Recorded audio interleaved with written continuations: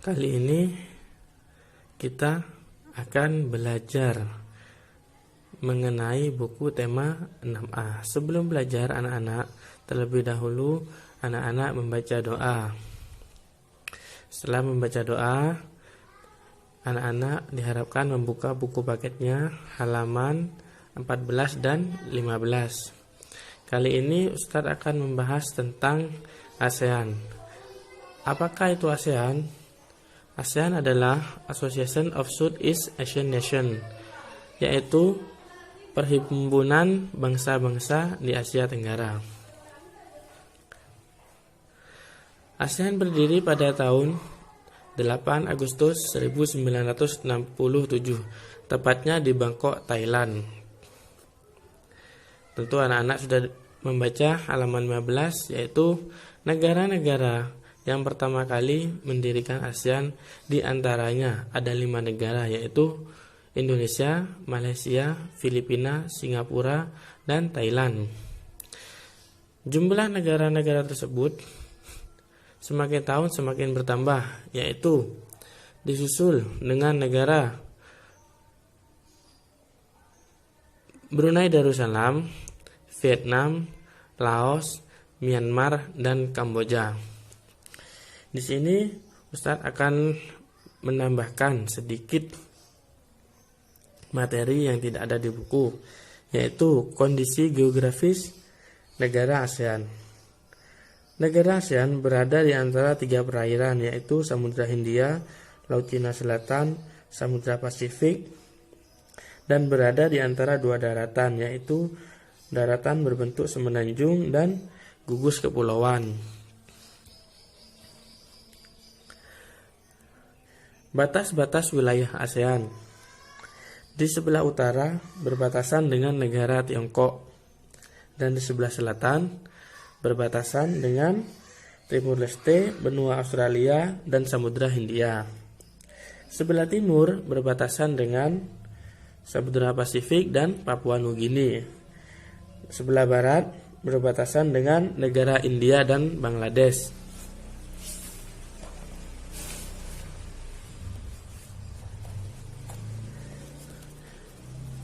Setelah itu, untuk negara-negara yang baru masuk, mohon anak-anak didengarkan negara-negara yang masuk.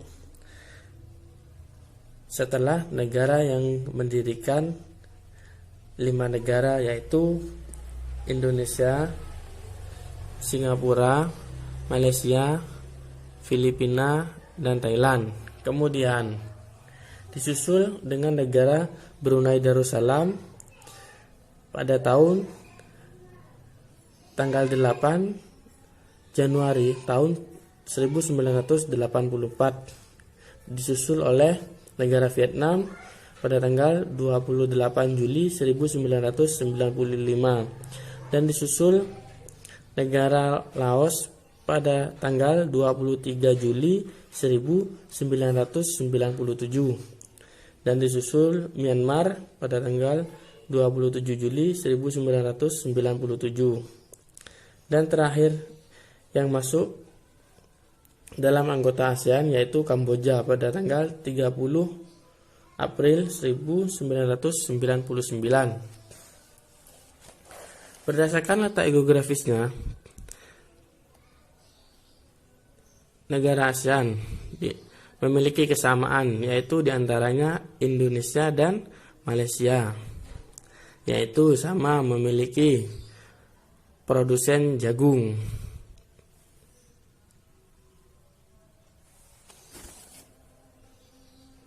Lanjut di halaman 20 dan 21.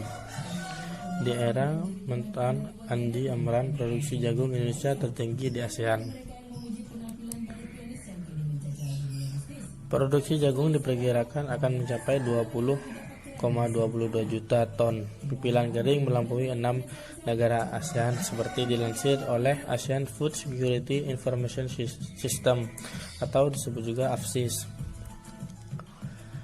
Jagung Indonesia tahun 2016 diproyeksikan mencapai 20,22 juta ton. Filipina diperkirakan 8,04 juta ton, Vietnam 5,23 juta ton, Thailand 4,77 juta ton, Myanmar 1,86 juta ton, Laos 1,11 juta ton, dan Kamboja 0,56 juta ton. Tidak semua negara ASEAN menghasilkan jagung. Di antaranya Brunei Darussalam, Malaysia, dan Singapura tidak menghasilkan jagung.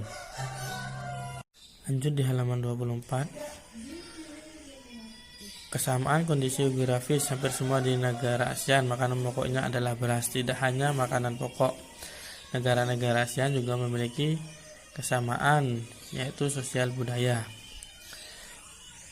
Ada juga karya 3 dimensi yang memiliki kesamaan di negara ASEAN, yaitu patung batu, kayu khas Bali, patung batu dan kayu khas Thailand, dan patung batu dan kayu khas Kamboja.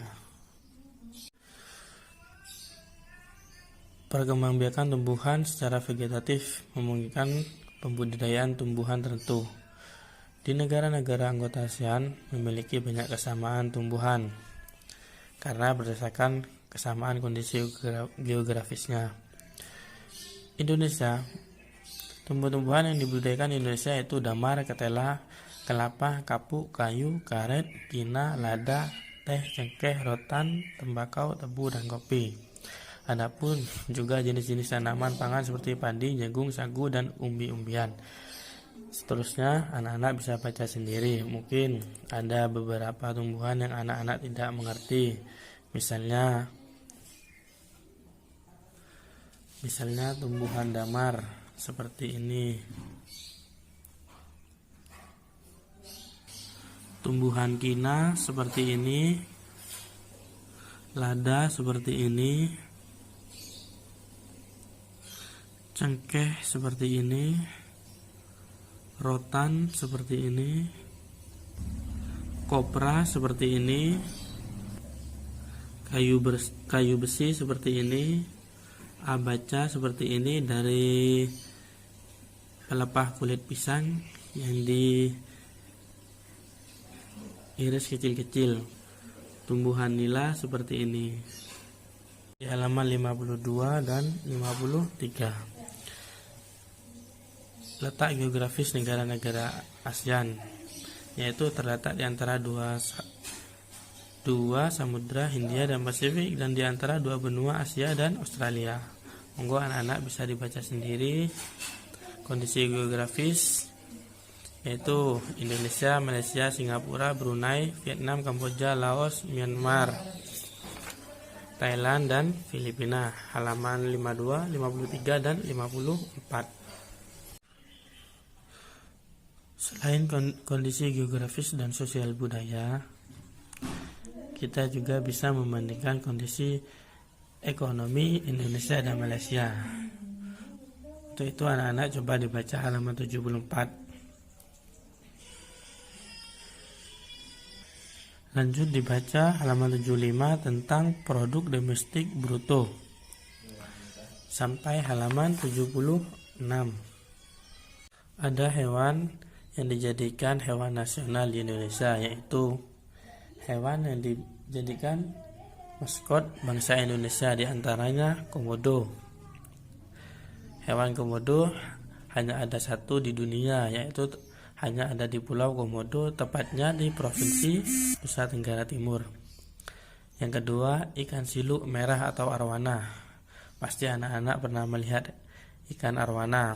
Banyak macamnya ikan arwana, ada yang berwarna kuning, ada yang berwarna oranye, ada juga yang berwarna putih. Yang menjadi khas adalah ikan siluk merah arwana berwarna merah. Ikan ini berada di Pulau Kalimantan Barat. Dan yang ketiga, elang Jawa, yaitu hewan yang sudah sangat langka dan akan hampir punah.